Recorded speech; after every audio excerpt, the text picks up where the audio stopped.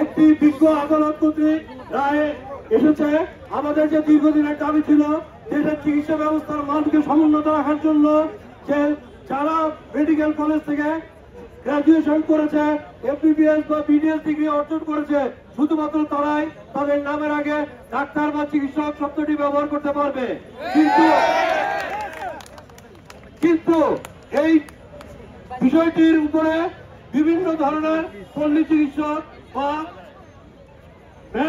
বা স্বল্প সময়ের ডিপ্লোমা ডিগ্রিধারী অনেকেই ডাক্তার নাম ব্যবহার করে চিকিৎসা ব্যবস্থাকে সুষ্ঠু চিকিৎসা ব্যবস্থা যেন আমাদের দেশের রোগীরা না পায়, এই ব্যাপারে তারা বাধাগ্রস্ত করেছে।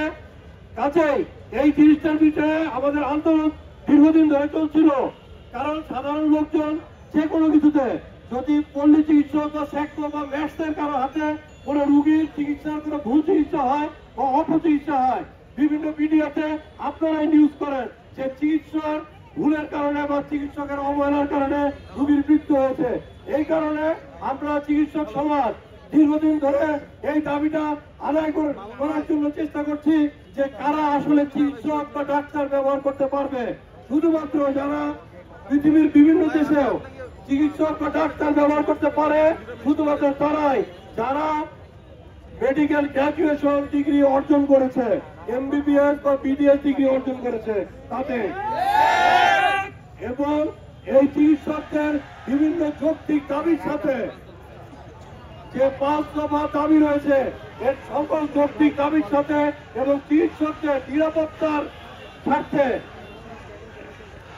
চিকিৎসকদের নিরাপত্তার সকল দাবির সাথে ডক্টর অ্যাসোসিয়েশন অফ বাংলাদেশ একাত্মতা ঘোষণা করে আসছে। এবং শুধুমাত্র এই রায়রা চিকিৎসকদের যে চাকরিতে ঢুকার যে বয়স সীমা ছিল সেটাও একটা বৈষম্য তৈরি করা হয়েছিল সেটার সাথেও।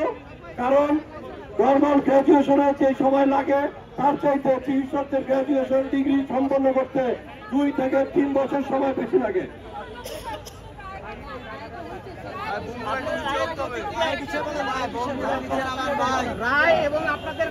রায়ের ব্যাপারে